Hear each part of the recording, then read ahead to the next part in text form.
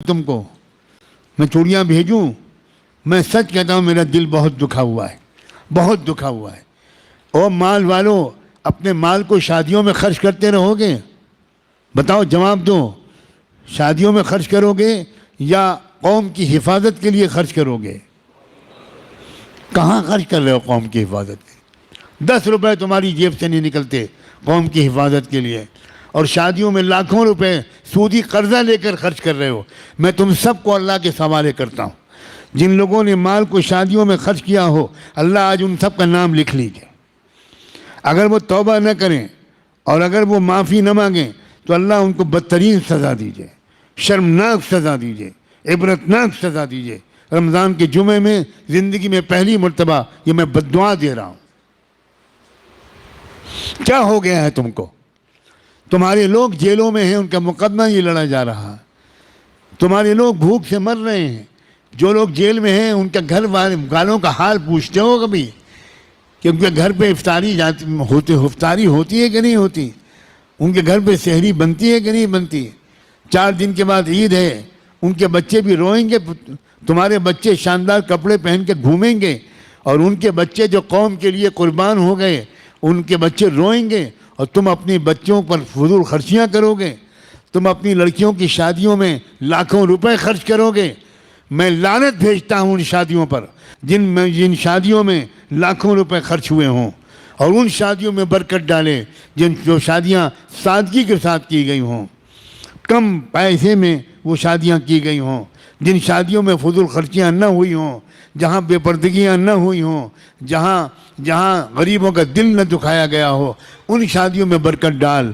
اور جن شادیوں میں دکھاوا کیا گیا ہو، اے اللہ، پورے ملک میں کہیں کسی شہر کسی گاؤں میں کوئی مسلمان گھرانے کی شادی جو دھوم دھڑاکے سے ہوئی ہو، آج یہ فقیر، مسافر، بیمار، بوڑھا یہ دعا مانگتا ہے کہ اللہ اس شادی پر لعنت برسا دے۔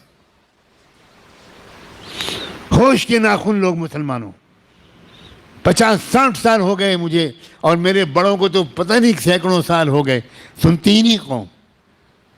معلوم تھا قبرستان میں ہم لوگ بول رہے ہیں۔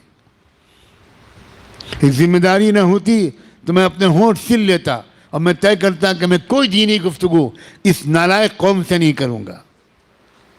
نوجوانوں، اپنے اپنے ماں باپ سے کہنا کہ میری شادی میں فضول خرچی نہیں ہوگی۔ اٹھاؤ نوجوانوں ہاتھ۔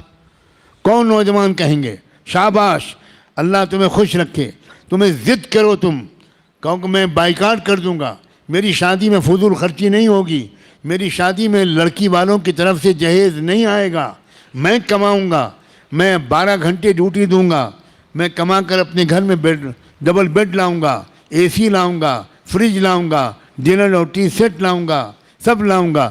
لڑکی والوں سے لڑکی کے سوا کچھ نہیں لوں گا۔ وہ اپنی نازوں پالی بیٹی میرے حوالے کر رہے ہیں، یہ کوئی معمولی احسان ہے؟ میں جہیز نہیں لوں گا، میں فقیر نہیں ہوں، میں یتیم نہیں ہوں، میں اپاہج نہیں ہوں، میں معذور نہیں ہوں، میں چلتا پھرتا ہٹا کٹا نوجوان ہوں۔ میں کماؤں گا اور اپنے منہ میں لقمہ بعد میں رکھوں گا، پہلے اپنے ہونے والی بیوی کے منہ میں لقمہ رکھوں گا۔ یہ مزاج مسلمان نوجوانوں کا ہونا چاہیے۔ اگر ان کی ماں لالچی ہے کہ جہیز آنا چاہیے، اکثر یہ عورتوں کی لالچ ہوتی ہے اور لڑکے بھی اس میں پھسل جاتے ہیں۔ لڑکوں کو چاہیے کہ ماں کے پیر پکڑ کر، ماں کے قدموں پر سر رکھ کر اس بات کی خوشامد کریں، میں رسول اللہ کا غلام ہوں، میرے گھر میں جہیز نہیں آئے گا، میں محمد مصطفیٰ کا غلام ہوں، میں مسلمان ہوں، میرے گھر میں جہیز لڑکی کے گھر سے نہیں آئے گا، میں پہلے شادی سے پہلے بھی پورا سامان گھر میں لاؤں گا، اور شادی کے بعد جو کمی ہوگی وہ بھی پوری کر دوں گا۔ اپنی ہونے والی بیوی کو راحت کا، جنت کا احساس دلاؤں گا، خود بعد میں کھاؤں گا، پہلے اپنی پیاری بیوی کو کھلاؤں گا۔ لیکن امی، جہیز لڑکی کے گھر سے نہیں آئے گا، میں عام آدمی نہیں ہوں، میں رسول اللہ کا غلام ہوں، میں رسول اللہ کا امتی ہوں۔ مجھے امید ہے کہ اتنے درد کے ساتھ رمضان کے جمعے میں یہ باتیں جو کہی گئیں وہ جہاں تک پہنچیں گی اثر کریں گی۔ سب سے پہلے یہاں جو آپ براہ راست سن رہے ہیں یا دنیا میں کہیں پر بھی یہ پیغام ایک مسافر کا پہنچے گا، ہر گھر میں اس پر تذکرہ ہوگا، مشورہ ہوگا۔ مذاکرہ ہوگا۔ اللہ تعالی ہم سب کو نیک کاموں کی توفیق عطا فرمائے۔ وآخر دعوانا ان الحمد للہ رب العالمین۔